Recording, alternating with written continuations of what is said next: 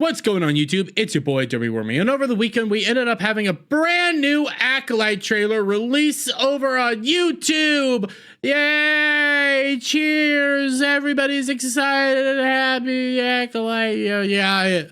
I thought so. Nobody was really excited, and it shows within the like to dislike ratio. Now, this is not the worst like to dislike ratio for the Acolyte, but it's still ratioed outright, and it's another condemnation of Disney Star Wars and a condemnation of this full-fledged nothing but fan fiction garbage that we are about to be receiving from Disney itself. Because remember, this is all based off of the Let's Get High Republic, a comic book series from Disney Star Wars that has failed every time they put out a brand new issue. And remember, that's where we get our sentient rock and the vessel titled The Vessel, a spaceship named The Vessel. Real creative writing over there, but again, audiences are outright rejecting this. Audiences don't want this. Audiences aren't excited for this, and you can see it within the actual comment section itself. What are you? I'm your father's brother's nephew's cousin's former roommate. What does that make us? Absolutely nothing.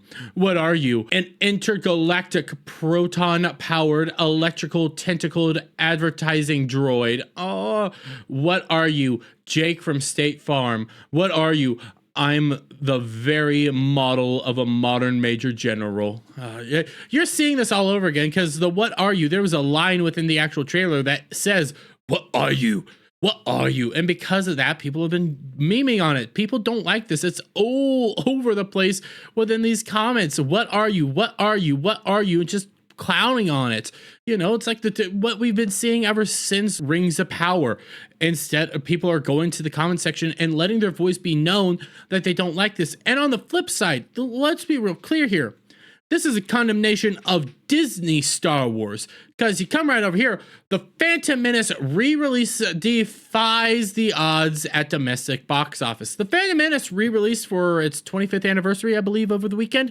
And guess what? The Phantom Menace is among the 5 live-action Star Wars movies to have grossed more than $1 billion worldwide. And guess what? This movie over the weekend did fantastic. It was not expected to do as well as it did. It was basically meant to just get thrown aside and ignored, and hey, here it is, go watch it if you want. But people went to go see this. People went to go see what would have been one of the worst movies in the original, basically the original Lucasfilm era. I actually really like the Phantom Menace. I'm a prequel defender, it is what it is. But one of the movies that people, you know, meme on the most, more people went to go see that and are excited for this than they were the Acolyte. So real Star Wars fans still exist. People that still care about Star Wars still exist. People want Star Wars outright, but they're not getting it. They're not getting it. And I'm not shocked. And one of the big reasons people are rejecting the Acolyte outright are things like this. From Cosmic Book News, the Acolyte villain is non-binary. Happy Star Wars Day. Showrunner Leslie Headland hopes fans embrace the duality of the characters in the show. That's right. In a brand new interview between Leslie Headland about some of the characters within the actual show, we get this. They're my favorite character. What does showrunner Leslie Headland say about the mysterious character? Headland describes the character in the plural. I'll just say that they're my favorite character, Headland tells StarWars.com. And now I should just, you know, say, hey, maybe she's referring to them as, you know, trying to be mysterious of who they truly are, not give that, you know, you would take that, you know, and you get the full context. Beyond the intrigue and fearsome visage glimpsed in the final moment, showrunner Leslie Headland is tight-lipped about the newcomer. I'll just say they're my favorite character, Headland tells StarWars.com. And listen, you would think I should take it, you know, as best as I can. Probably denying who they actually are. Probably, you know, trying to mislead you, misrepresent the person that they're trying to say it is. You know, hey, they're probably being very mysterious about it. Not trying to say he or she, just going with they, you know. Hey, there's a character here that I think they are very awesome or something like that. You know, some creators do that from time to time. Probably giving a bad example. But the problem is like Leslie Headland is an outright activist and only cares about the message first and foremost over everything else, because back in 2021 she came out and said this: Star Wars TV boss says her queerness will be reflected in new Disney Plus show.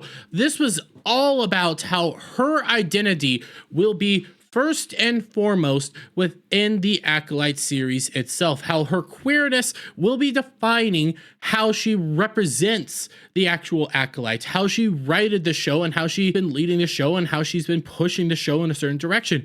And it's not just Leslie Headland that you're seeing this in, it's the outright cast. The Acolyte star Jodie Turner-Smith praises how series is part of a wave of more inclusive and beautifully represented Star Wars shows. Oh, yay. Oh, we had the Acolyte Charlie Barnett absurdly claims he never believed he could play a Jedi because I was not reflected for so many times throughout these films in the past, ignoring characters like Lando Calrissian, ignoring Mace Windu, ignoring all sorts of characters from years on that were actually great characters that people really loved. Heck, Mace Windu and Lando Calrissian are some of the most beloved characters in all of Star Wars, but hey, he never saw himself reflected in them. But it continues. We also had the Acolyte actress Amalda Steinberg claims the world of fantasy and sci-fi hasn't felt like a safe space for people of color. Or we had Leslie Headland confirms the upcoming series, The Acolyte, will look into what's going on for all of us right now. Modern day politics, modern day issues being shoved within The Acolyte.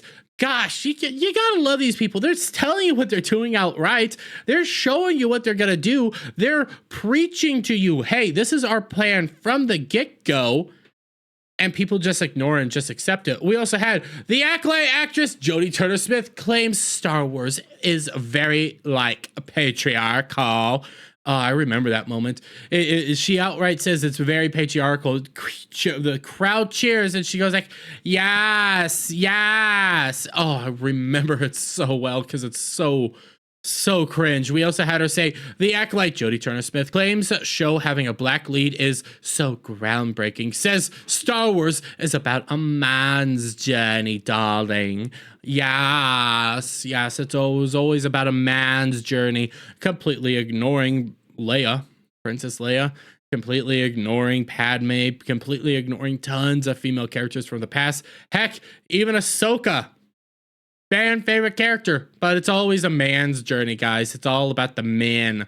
That's all Star Wars has ever been. Oh, we also had the Acolyte actor Charlie Barnett says the best parts about Star Wars is there is no good or evil, depends on what side you're standing on. They don't know Star Wars. They don't care about Star Wars. From the get-go, this whole show has been all about pushing identity politics, pushing intersectionalism, pushing their thought process on the audience, and are just using fan fiction to push more fan fiction to try to win all sorts of propagandistic points. So again, when I see them say they're my favorite character, I'm not giving them the benefit of the doubt.